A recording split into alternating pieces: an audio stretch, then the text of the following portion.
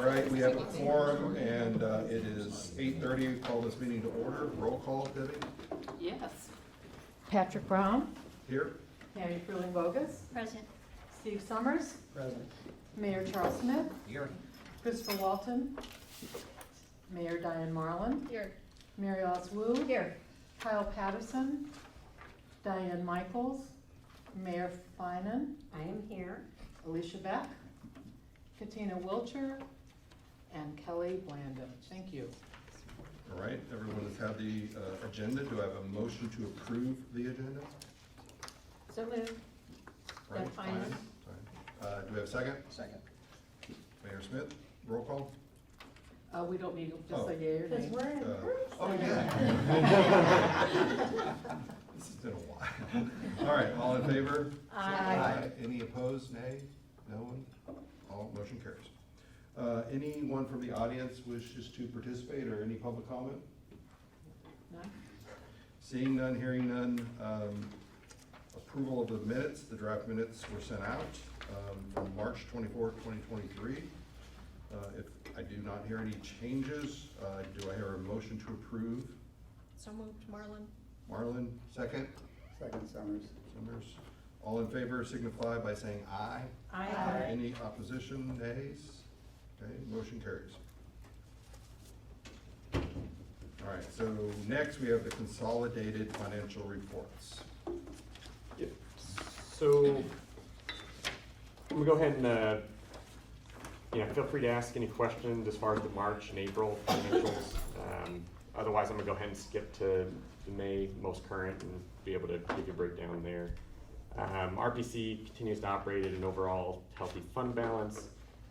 Fund 2475, there was a notable drop between April and May on the fund balance of 1.7 million from prior month. This correlates to I've requested a budget amendment that you guys will see on page 161 of the packets. RPC required us to pay back, or not RPC, DCEO is requiring us to pay back the principal and the interest collected on the CSBG program as of the October report date. Basically, there was some communication between HHS and DCEO as far as the handling that money over the last several years, and the idea of being able to loan it out, I guess, wasn't accepted. So in 2014, they basically said, hey, put a stop to the program as far as the loans go. 2019, they said, hold on to any interest and principal payments that you're receiving as well for potential payback. And I think it was just last month or so, I went ahead and I included the letter from DCO, but basically now they're saying, hey, we got to turn that money over to them. So, Can I just add something to that? Just to let the commissioners know that this was a finding on DCEO, not RPC. So this loan program was operated with the authorization from DCEO, and we had 35 other organizations throughout the state that were operating the revolving loan. So it's not just RPC that had to pay these funds back, it's the other organizations throughout the state. and so as of right now, RPC has paid back its portion of this loan program. There is currently some remaining loans that are outstanding, amounting to about $60,000. I've been working with Kathy Larson as of right now on collection methods for that. DCO basically instructed us that, hey, the 1.7 million payment, you've done your part as far as the payback goes. Any collection on that 60,000 that's still outstanding at this point is just considered our revenue. Otherwise, we write off those loans. And I know Kathy's been working on, hey, a couple of those loans do have some collateral that we might collect on related to them. Fund one, or you'll see there is a new fund this month, Fund 2109. That's a newly created fund used for purposes of tracking the ICRT program that starts effective July 1st. There is a negative fund balance. It's pretty small, of about $1,700 as of right now.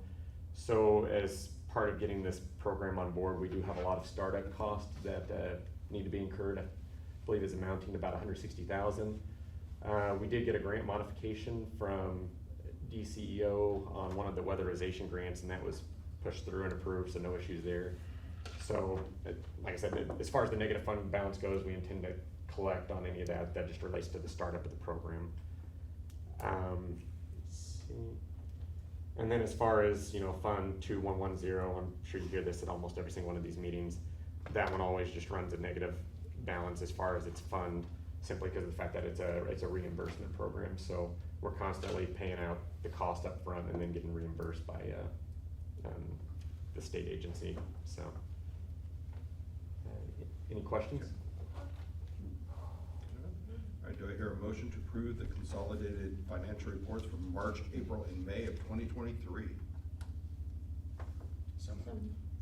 Second by Feinan, first by Smith. All in favor signify by saying aye. Aye. Any opposition? Motion carries. Just want to note that, I feel like I'm calling out, Michaels and Walton have joined the meeting immediately after roll call, so. Thank you. List the bill, so bill list, sorry, bill list. So, following our previous meeting, happy to inform you that we now have a functional check register report in Munis. So it's a lot friendlier on the eyes. I'm sure you'll see this go around compared to what had historically been given to you guys from Munis. Furthermore, we've initiated a process of condensing these reports based on categories of expenditures and by the top 10 vendors that were paid out during that month.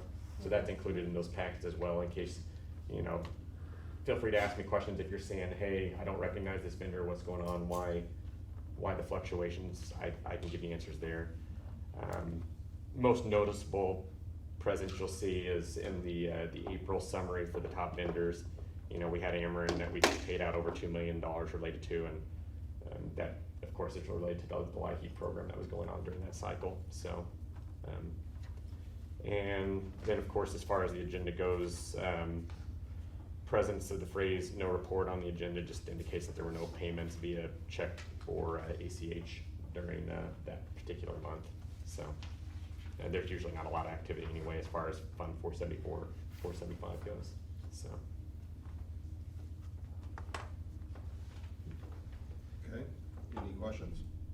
All right, do I hear a motion to accept? I was gonna make a Yes. quick comment. I do like the new format of, I think it's easier to read and kind of go through everything. I have one question. Is there any way that you could put the title of which fund it is, with the month? Yeah, I can do that. I mean, I know I can go through and match it up and look at it, but it might just be easier since I'm usually reading it on the computer to see, oh, that's with that fund and everything. If it's an easy task. No, I'm accepting all All right, edits thank or, you. yep. All right, motion to accept and place on file the list of bills for March, April, and May of 2023. So moved, Wu. Do I have a sec- Michael, second. All in favor signify by saying aye. Aye. Any opposition? Motion carries. All right, now we get into an action item, approval of the budget amendment, BA 2075-931 LIHEAP HHS supplemental. So moved. Second. We have a second, Marlon? All- Sorry, we always move it before we Oh, talk yes, about it. yes. Champaign. Sorry, yes. I'm backwards. Yes, yeah. All right, now the item motion has been made and seconded. Any discussion? Go ahead and do your presentation. He's gonna hand it off to me. Okay. This one is a LIHEAP program supplemental fund. There's a number of different grants and contracts that we're running specific to the LIHEAP program, and so this is additional supplemental funding. It seems a little off right now, given the fact that the LIHEAP program officially for this current year ended May 31st. So we will begin again in October, and these funds are usually 2-year grants, and so there's programming and assistance that happens during the season. So these were additional supplemental funds to impact the energy assistance for LIHEAP. Okay, any questions, comments, any other discussion? All right, all in favor signify by saying aye. Aye. Any opposed? Motion carries. All right, item B, under 7B, approval of budget amendment BA 2075-932, which has to do with indoor climate research and training. So Do moved. we have a motion? So moved. Motion to approve that by Fina. Do we have a second? Second. All right, woo. Okay, go ahead. So, yeah, this relates kind of what I was saying earlier as far as the startup cost goes. We're incurring costs related to, you know, HR to be able to set up all of the new staff that are coming on with the new program, purchasing of equipment by IT, servers, along with the takeover of the leases from the university as of right now. So, yeah, the total cost as far as the startup goes, you know, amounting to approximately $150,000-$160,000, and that's all coming through via the grant mod with DCEO. So, All right, any questions or further discussions? All in favor signify by, oh, go ahead, sorry. Just to, I don't know if Orion was gonna highlight this, but this is the training center that I reported on to the commissioners at the last meeting. I think it's reflected in the minutes. It's also something I referenced in the comments of the performance evaluation that was done last year by the commissioners, that we were in discussions with DCEO to take over this statewide training center, which has been housed with the university according to Orion's memo. And that will be coming on to the RPC effective July 1st. We have a fully executed in a governmental agreement between DCEO and the RPC, and so this is what the startup is for. Okay. All in favor signify by saying aye. Aye. Any opposed? Motion carries. Item C, approval of budget amendment BA 2075-934. Wait, yeah, indoor climate research and training, that's another one. So moved. Michael's. Michael, second. Second. Smith? Go ahead. so yeah, to piggyback, as far as what Delissa was saying, we've entered into the IGA at this point. This amendment here is the main operation of the grant with DCEO, amounting to about $5 million. You will see probably over the next couple of months or so, we do have a couple of other grants as well that are going to be coming on with the program as well, by the HUD and Department DOE.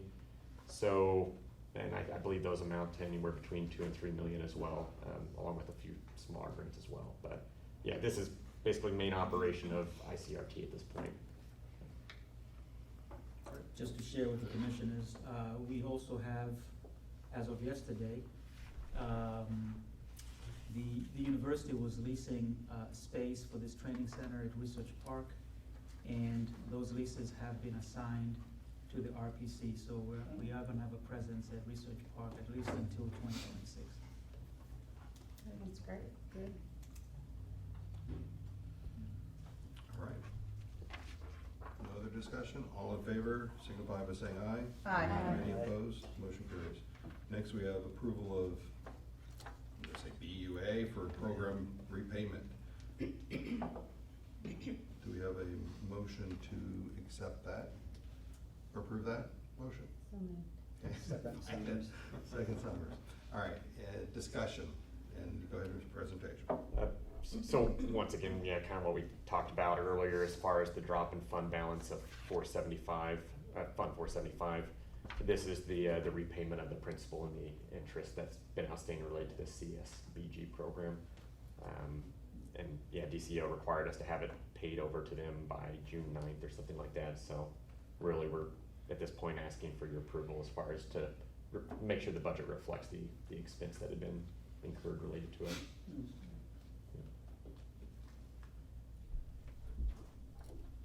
All right, any other discussion? Do we have a motion, sorry, all in favor signify by saying aye. Aye. Any opposition? Motion carries. Next, item E, which is approval of personnel policy revisions. Becky Kruger. Thank you. This action item on the agenda includes requesting approval of several personnel policy revisions that reflect federal and state legislation laws, changes and revisions in the RPC personnel appearance policy. The policies have been reviewed by the state's attorney's office. We are asking approval of the following policies: bereavement, equal opportunity statement, holidays, paid paternal leave, personal appearance policy. Be happy to answer any questions. I have a question. Do you want me? Yes, sorry about that. Okay. So in the personal appearance policy, Yes. I'm not sure if you have a typo or if I'm misreading it, but, in section 11-8.1, it looks like you're saying that business casual attire can include black jeans. And then in the next paragraph, it says the following examples are unacceptable apparel, black jeans. So black jeans are gonna be allowed, but blue denim jeans are allowed on Fridays or by approval, so. Okay, but it says black jeans are allowed, and then it says black jeans aren't allowed. We thank you for that note, and we will make sure it's absolutely perfect before we post it. Okay. Thank you. So do we need? So was the that is why motion, I do did we- not, that's why I did not make the motion, because I knew this was gonna come up. So now, do I have a motion to accept or approve this with the revision that black jeans, to clarify black jeans are acceptable? So moved. Okay, fine, do we have a second? Second. Woo, all in favor? Oh, any other discussion? Yes, Quick question, these are basically revisions due to the changes in the state laws? There's Yes. nothing really added, just updated? Yes, That's what I thought. Okay, thank you. yes. Okay, our staff appreciates the personal appearance policy changes. all right. I like that you included Zoom meetings too. I think Yes, that's it was a important. necessity. Yes. All right, all in favor signify by saying aye. Aye. Any opposition? Motion carries. All right, next we have approval of proposed membership fees for fiscal year '24. Do we have a motion to approve that? So moved. Smith, do we have a second? Find it. Who's taking that one, sorry? Read it, sorry. Good morning, everyone. You have in the packet the request for approving the membership fees for this coming year. This year in particular, we are requesting to increase the multiplier for calculating the membership fees. We haven't presented an increase in the last 5 years for the multiplier. Then with the salary increases, this year we are requesting that increase from 0.64 cents to 0.66 cents.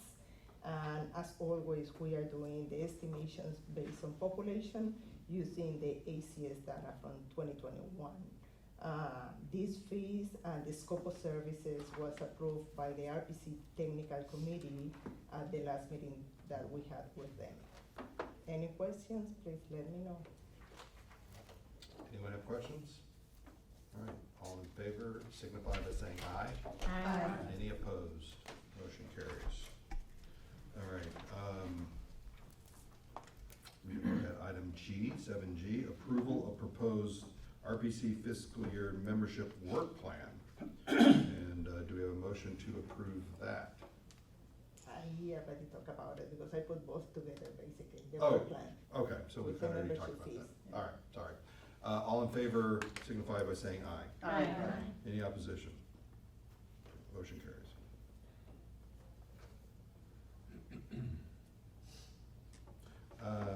Approval of board resolution for the IDOT grant. Do we have a motion to approve that? So moved, Michaels. Michaels, do we have a second? Second.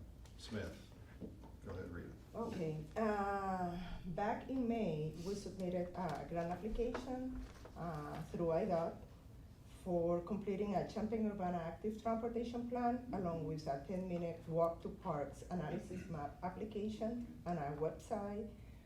As part of the grant application, we also have to submit a board resolution authorizing and directing the RPC CEO to apply and execute the technical assistant grant contract in case we receive the grant.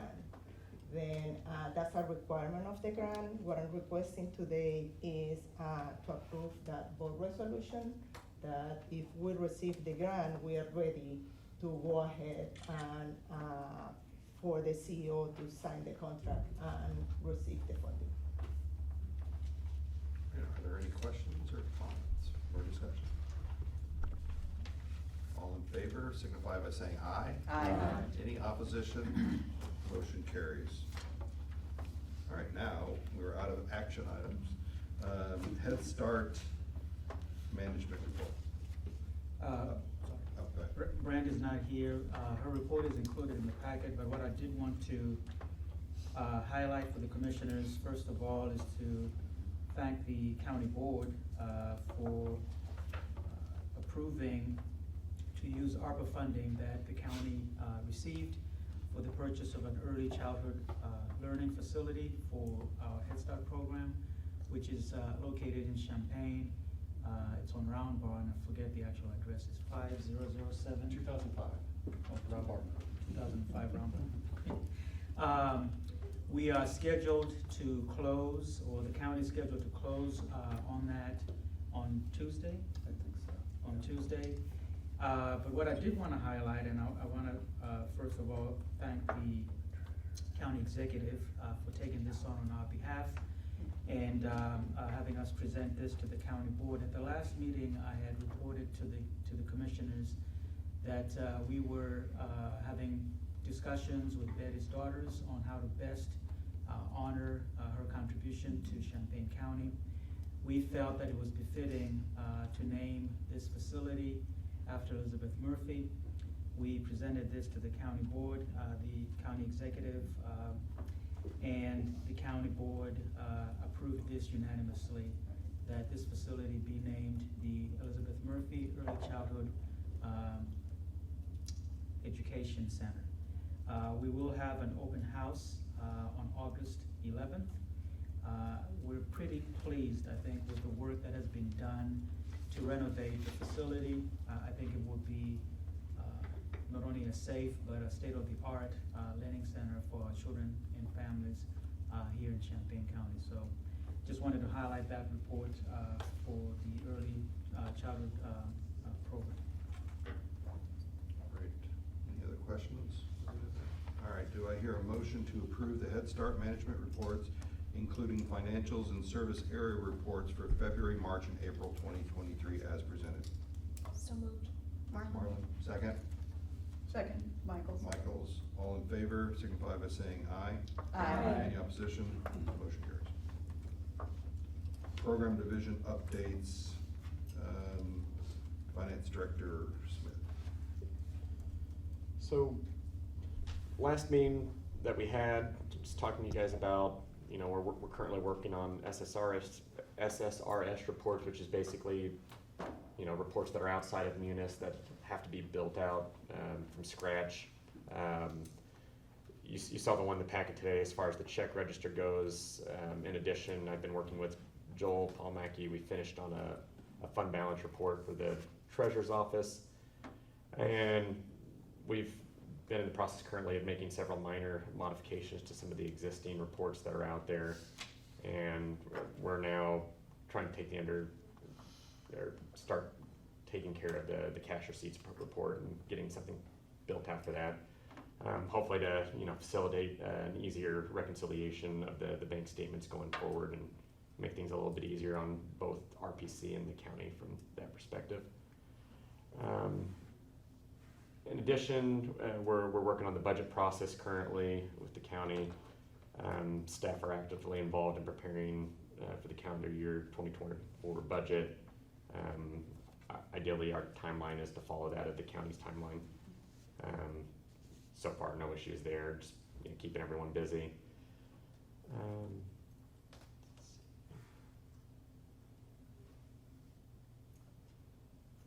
And then, yeah, once again, you know, based on the budget amendments that you guys have seen, been working on a smooth transition of all the financial activities from the university over to RPC within the ICRT program. And then last main project we've had going on. So with the current external audit that's taking place with the county under CLA, for their single audit programs that they're testing this year, they've chosen Head Start, Emergency Rental Assistance, and ARPA, all of which are managed by RPC. So we've been working closely with them on that to get all the material they need as far as their testing goes to get them out the door as quickly as possible. And in addition, I've been working with the auditor's office to hopefully have a draft over to CLA by end of next week, so that way we can keep on track as far as the audit goes and get everything issued as far as that goes, hopefully by late September. Any questions? All right, next we'll move on to human resources. Thank you. RPC currently has 314 active employees, which includes 61 work experience participants. Our current employee count does not include the Youth Employment Services Program hosted by the Champaign Unit 4 School District. This year's YES program participants began their summer work experience with local employers on June 12th. We are excited to be working with the Unit 4 School District and to host 100 to 125 classic level participants who will receive payroll and human resources services from the RPC this year. The Human Resources Department has been focused on several staffing strategies to attract, motivate, and retain qualified staff. The management team is working strategically to fill 47 open positions across several divisions of the agency as soon as possible. Other active projects include acquisition of the Indoor Climate Research and Training Program, ICERT. Employee recognition event was held on April 26th virtually and for the first time post-pandemic right here in the John Dimmitt Room. So that was exciting. Head Start actually filled up one of our local hotels because they are way too big to put in this room, obviously. And then we also developed supervisor training on all of the new laws, that were shared earlier. We have that presentation, and if any of your organizations would like to have it, we'd be happy to send it over. We also developed performance management and progressive discipline supervisor training. Of course, we're always willing to share that training with our colleagues. We've conducted employee engagement surveys as well. We want to hear from our employees in order to build and develop the organization to be the most successful possible. And finally, we have been also working on the UKG Human Resources Information System implementation and integration with the Munis Tyler system. I'm submitting the report for your approval today. Any questions? All right, Lisa. Good morning. I'll just follow up a little bit. I referenced the LIHEAP program ending in May. That's a seasonal program, and each year it does end in May. We've had lots of assistance over the last few years, and so with that end in May, there was kind of a big uptick in the community to other entities for assistance. And so with that, there's going to be a transition at some point. But what we're looking at is there any potential for us to do, we're exploring the ability to do a summer program. It would be a much smaller program than what's been done with the millions of dollars that are provided through state and federal assistance. But either with a small amount of money that we have through Ameren, for Ameren utility clients, we may be able to do a small summer assistance type of program, or potentially, I know the county is evaluating and exploring any ability to potentially provide some ARPA funds. So we are exploring the opportunity to provide some assistance over the summer to address utility needs. We all know that utility needs have increased quite a bit. So I wanted to provide that information. We are exploring the ability to do that and potential funding opportunities. The other thing that I wanted to just reference was over the last year, the state of Illinois did develop a plan to end homelessness, and so there's a number of opportunities for funding to support homeless and housing assistance, and so we've been evaluating and applying for funds to impact Champaign County. That's a hard thing to do. It's very quick turnaround, literally within weeks they want applications. And so as we're trying to stabilize our own staffing and the services, but not wanting to forego opportunities that could impact Champaign County, we're working to take advantage of these funds collectively, not just RPC, but working with our partners that also work to address homelessness. So there are opportunities that are coming out related to that, and we're working to the best of our ability to try to make sure that we bring those resources to Champaign County. A couple questions. What's the source of funds for the ending homelessness? Right now, the state has, and I won't get it exactly correct, I refer to it as probably some general funds, because one of the most recent applications that they just released 2 days ago, one of the questions that I asked was about reoccurring renewals of this funding, particularly as it may support permanent supportive housing. There'll be 1-year grants, and it's not any kind of pass-through funds. I believe it is state general revenue. It may not be general revenue, but it's state funds that they will have the ability to make decisions year to year. So I can follow up and get more specificity on the specific. Is there no fund. out or is there It's being, Go ahead. it's being delivered through the Department of Human Services. Okay.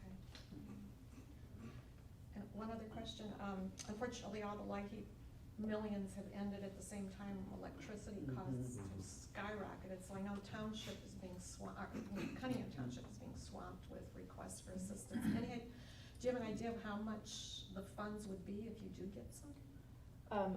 What we did when particularly some of that came up, we shared that what we had provided in assistance in the month of May before ending, particularly in crisis, we'll call it crisis type cases, imminent disconnection.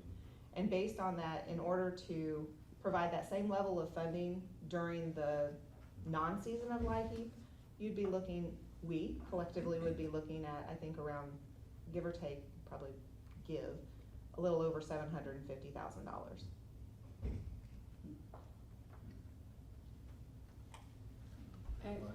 Are you working with Andy Kornstrom and Strides? Andy and so City of Champaign Yeah. Township are part of the continuum of service providers to the homeless, and all of the funding opportunities are, definitely shared through that. And Andy is an executive committee member on CSPH. Yeah, and I know we've had this discussion previously with RPC, and it's not really, I guess, aimed at you, Lisa, but the ability to apply for grants and having a grant writer available that can help the different entities that are providers get this done in a timely manner. And maybe it's more of a Delitzo question about, do we have that capacity somewhere to help make this happen for the communities? With regard to this particular opportunity, I know the group that at CSPH level, we've made this as simple as possible. What's compounded into that is, yes, definitely the ability to pull together a grant application within a week. I was dealing with that myself yesterday. But what also compounds that is what we've heard from some of the providers is their ability to manage the grants after being awarded the grants and the reporting requirements. So that's another area that we collectively as a community probably need to have some growth in their abilities to manage grants. So the city of Champaign has someone on staff that's helping our ARPA funded entities do that and trying to build capacity for that. I wonder if that's something we should be considering from an RPC standpoint, if we're gonna have entities I mean, we need both, right? We need to be able to apply for them, and we need someone with some expertise that can help smaller communities get it done, or even larger. I mean, the city of Champaign could use somebody who could help with that. But then, you know, we're probably poised to be able to manage the grant if we got the funding, but there are other entities that wouldn't be able to do so. You're right, Mayor, and one of the things we have done to assist some of the community-based organizations is for the RPC to function as the fiscal agent. And Okay. to your point, even doing that, we have been challenged in getting things like reports and working with those entities to ensure that because since we're the ones reporting on behalf of these initiatives to the funder, it can be a challenge, but we are doing it. We've agreed to be a fiscal agent for an initiative that is working with youth. It's called the Redeploy Initiative. We're also just recently, and Steve is aware of this, agreed to be the fiscal agent for the land bank, and they applied for some funding to IDA. So those are some of the things we've looked into. But in terms of grant writing, it has been an ongoing conversation, I think, with our leadership team to, even within RPC itself, for that person to have the expertise to write grants for, let's say, Rita's division or for Lisa's division, it can be quite, so it's an ongoing conversation. We haven't given up on the thought of getting a grant writer. I also know that the county had 2 consultants, maybe. We had 2 part-time initially, 1 left. Mary Ellen Wollner is unfortunately leaving in about a week. In fact, I was just having a sidebar with Ms. Michaels about needing board direction on what we're going to do as a board moving forward with that position. I'm hoping that we will fund it.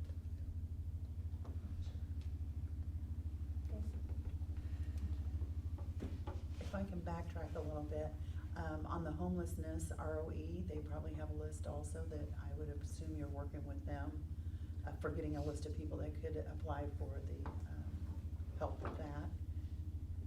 Your first comment was about the homeless and having grant money for that and finding people in a quick way.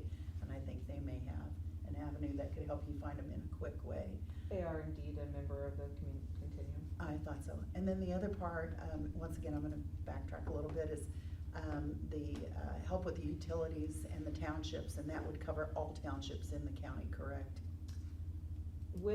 Depending on the source of funding, if we were going to utilize Ameren Cares funding that we have, and it's a very small amount, someone had asked, we're talking maybe $45,000. The Ameren people. Those would be Ameren account holders. Okay, thank you.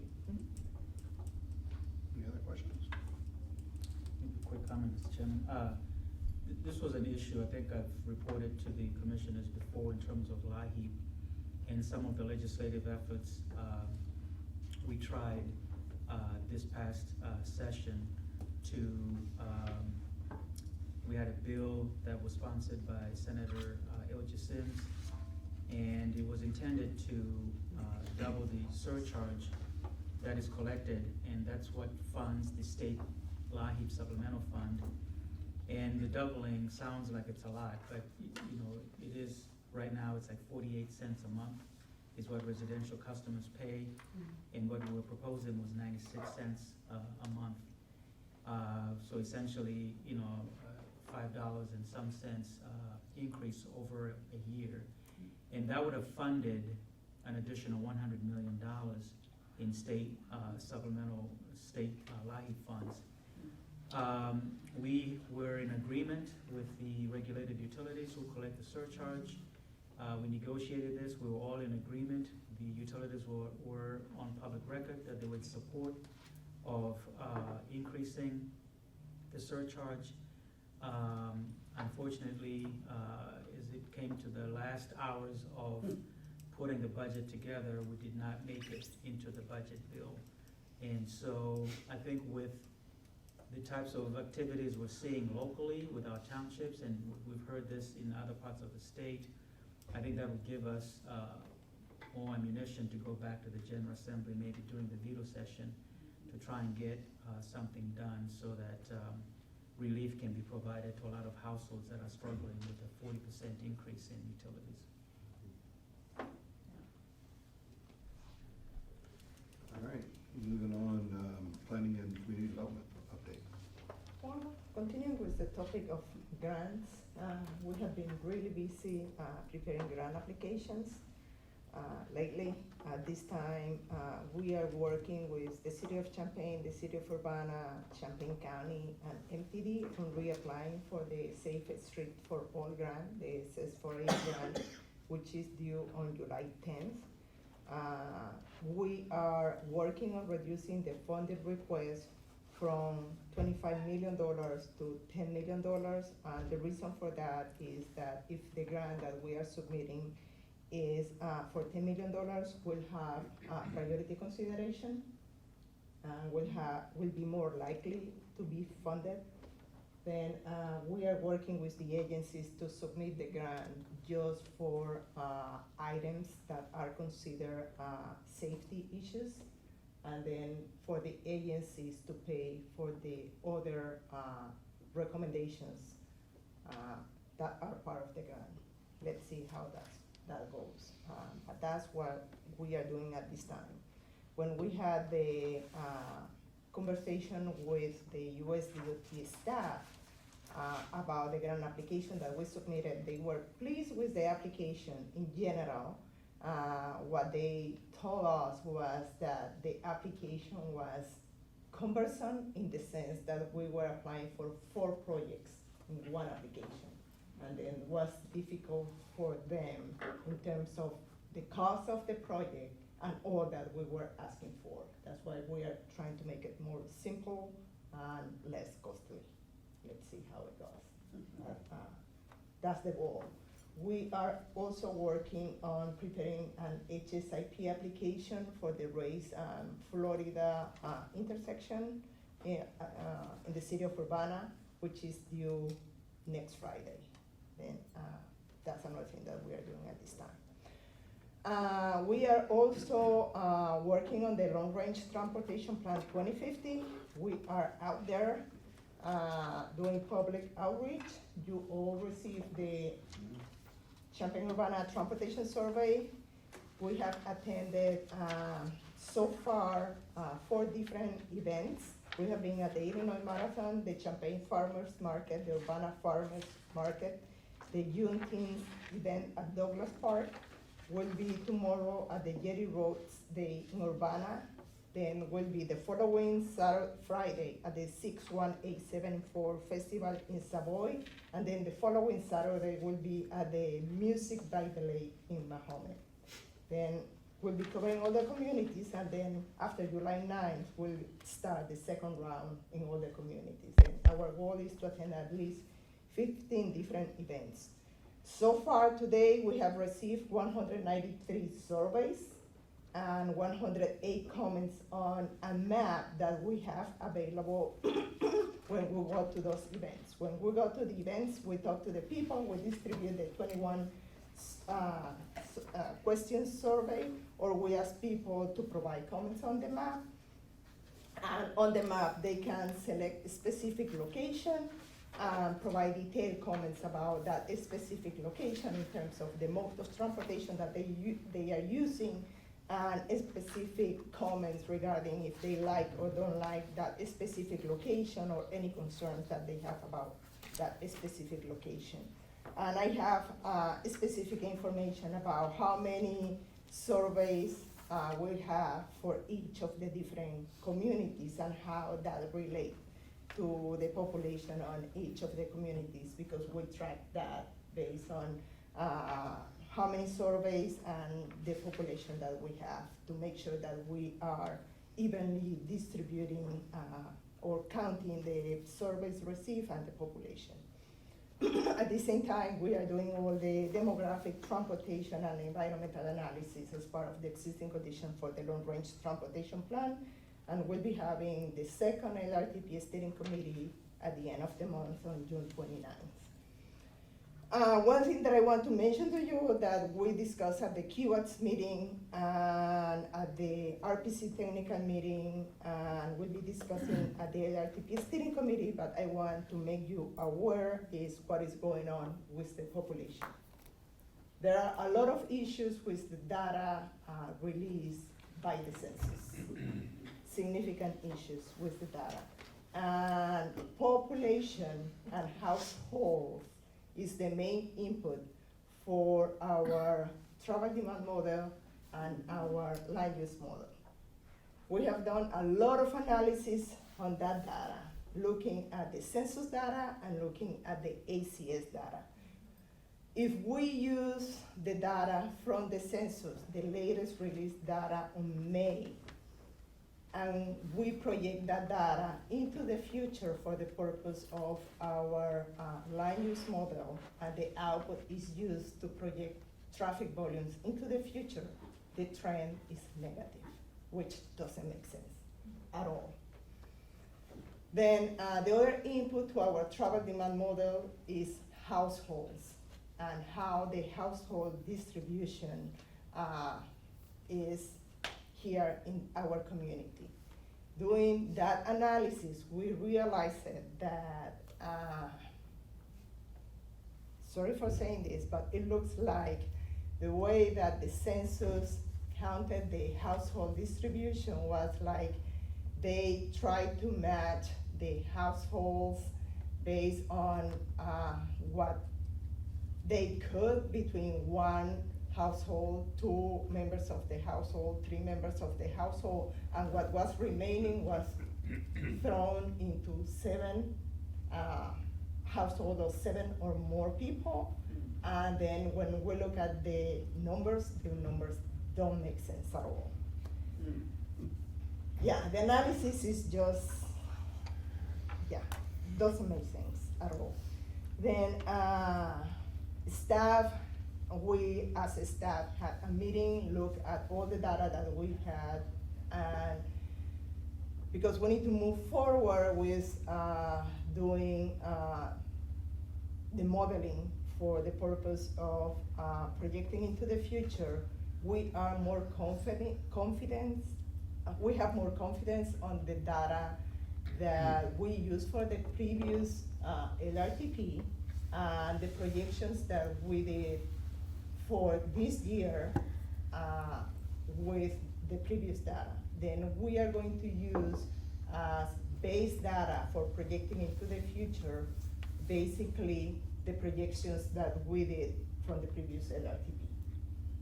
Because we cannot have confidence on the census data or the ACS data that was released at this time. Sadly, but that's the reality. Until we have the special census done and we have another set of data released that we can compare with.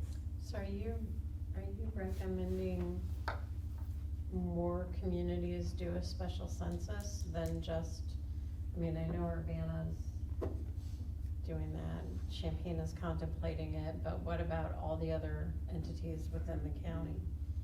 We don't know because we haven't pinpointed the problem, like localized problem.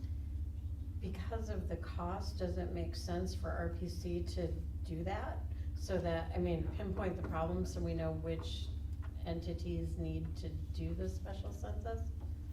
We haven't done it because we haven't had the time, because we are busy with so many things between the grants, and we have a timeline for completing the LRTP, and we need to move forward on doing all this. We haven't had the time to look into every single census tract and census block to determine and compare the data. We just did an analysis of the population, the household numbers, and went back and did an analysis. And we gave a presentation at the QATS meeting, at the RPC technical committee meeting, and it was just evident that the numbers don't make sense. I can update the group. Urbana, of course, lost officially 7% of its population in the 2020 census. We did do the analysis already. We found that the most significant decreases were the areas close to campus, because the census was taken at the very time the campus shut down and everybody left town. So we know what we have to recount. We just got the estimate back from the Census Bureau. From the federal standpoint, their estimate was $419,000 for us to recount one full census tract and then other tracts near campus that we identified as having the most reduction in population. That doesn't include the cost, the entire cost falls on the community. They will not pay for anything.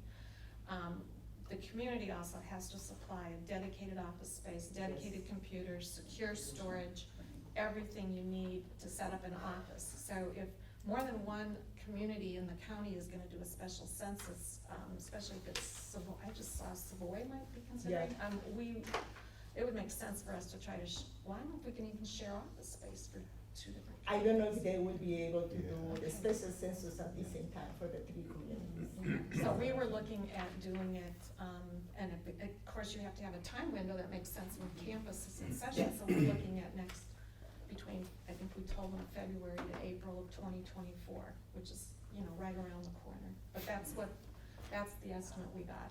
We haven't talked about it yet, but we will do a special census in Mohammed. I mean, cause like we had, a whole townhome community and a whole new apartment community that wasn't counted. They're probably counted somewhere else, but, we probably at least have a. Probably one. Well, maybe not, yeah. We have at least 1,000 more people, so than the census says, but it's timing for us. I think Savoy has a lot of history with this. We've done one last time, so we'll probably do it end of 2024 timeframe. Well, you were at the meeting where we did the presentation, and you saw the presentation. Yeah, the numbers don't make sense. At least in terms of the household distribution and the growth of the population. We didn't go into the details on how the population is distributed within the community. We just Right. look at the general numbers. And I think that to the points that have been made, I think part of the frustration with the issue is that there are municipalities and organizations that may have the capacity to analyze the ACS, but not every community has that. And if every community has experienced some sort of loss, then there is a technical level of expertise in analyzing that information that was The way that we presented, did it. that you guys are able to do, that is just not within the bandwidth of other organizations. So we were left with the conundrum on multiple fronts. It is either don't analyze the information and miss out on potential per capita funding, or go all in and do the amount that you have to do, which would torpedo the majority of budgets across the county, or do nothing to the ire of your population and into the global sense, local sense deficit of the county. So it is not an easy issue, but I think to the points that have been made, Savoy is going to consider looking at that, but we have to look at the ACS in comparison to what RPC has already done. You have to then identify the census tract that you want to do, and then you have to get the estimate, and then you have to make the determination of whether or not that's going to be beneficial, and then when do you do that in relation to the next census? So how much money are you going to get in between the time the numbers are updated and when the next census is going to come out? Is it worth it to your community at that point? So it's not an easy issue, but to Rita's point, it was presented. The numbers don't make sense, I will freely admit.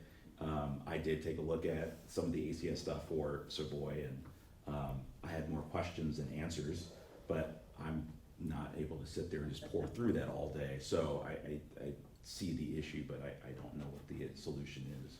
I mean, we just looked at the sheer numbers, but no, I know the households probably are screwed up too. But in addition to all the expense, you have to find the enumerators, and they had trouble getting people for $25 an hour And- last time. Yes, so, sure did. And that's another problem, finding the staff to Yeah, do the and that's on census. us too. Mhm. Yeah, They'll pay them, but we reimburse the Census Bureau, but the hiring is on the local community as well. yeah. So it's a full-time job for somebody for 6 months, I think, Yeah. which we don't have.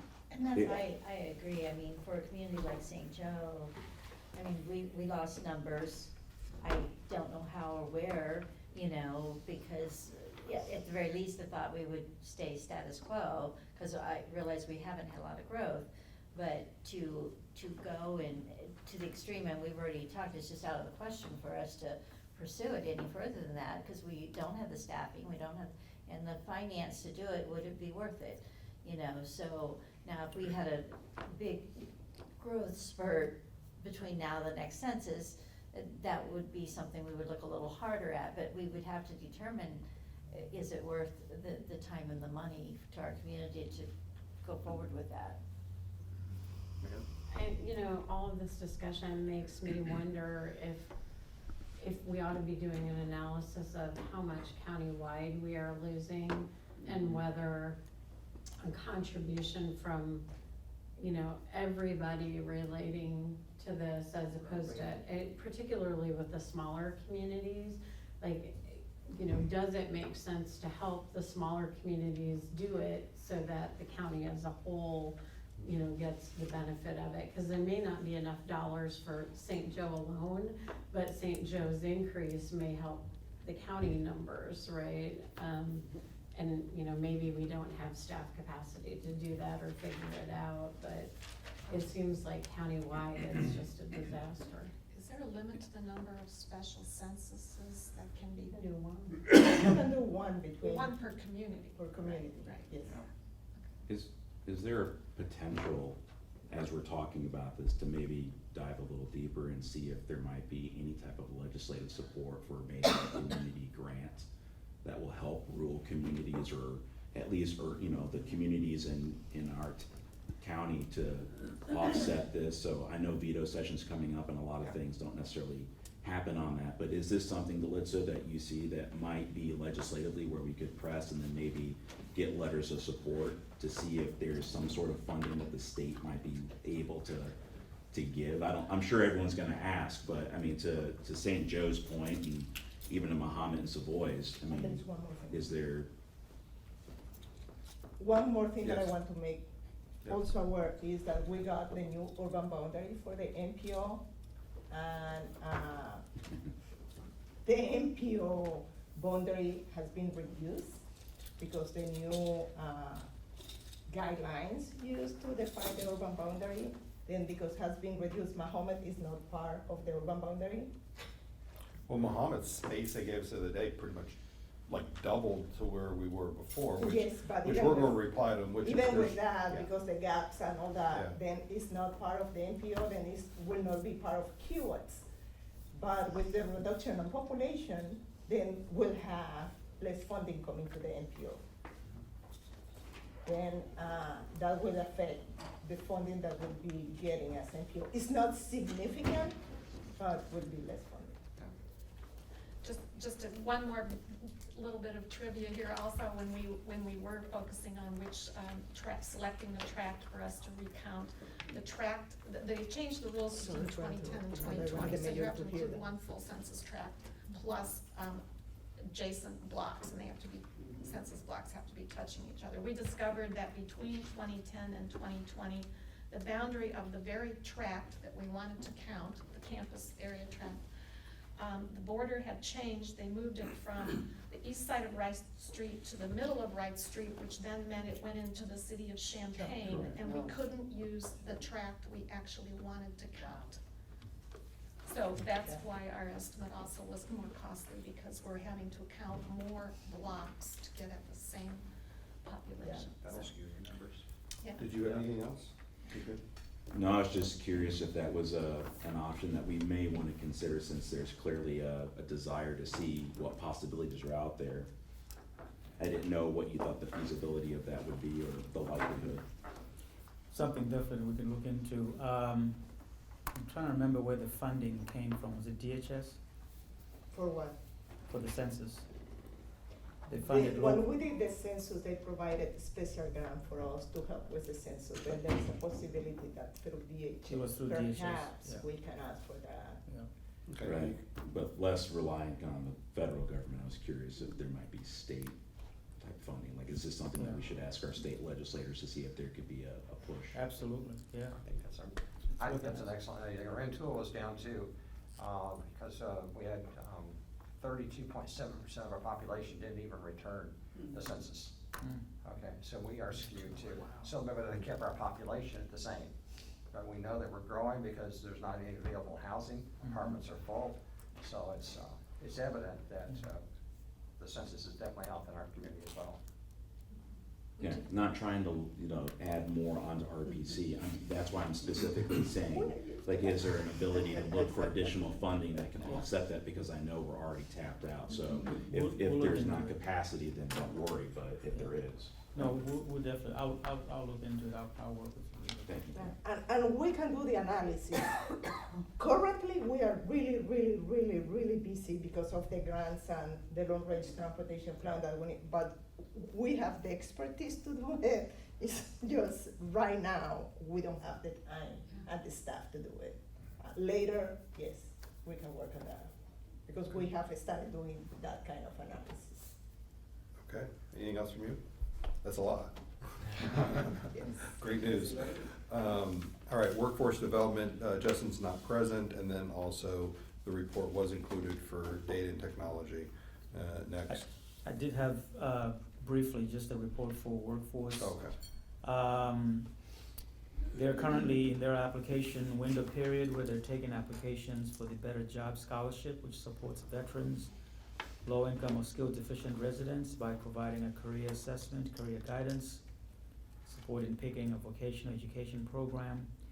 That grant will pay up to $16,000 towards tuition and support services that would help with things like childcare expenses and transportation costs. The application window is for people who plan to enroll in the fall semester. They've placed flyers in Champaign County municipalities, Rantoul, Mohammed, etc. And there's been some advertising through social media. So that's the announcement that we wanted to share from our workforce. All right, CEO management report. I think I've talked enough Yeah. this morning, so I don't have anything else to say, but to say good to see everybody in person again. Okay, is there anything, old business or any old business or new business from members? All right, do we have a motion to adjourn? So moved. Second. Okay. All in favor signify by saying aye. Aye. Any opposed? All right, motion carries.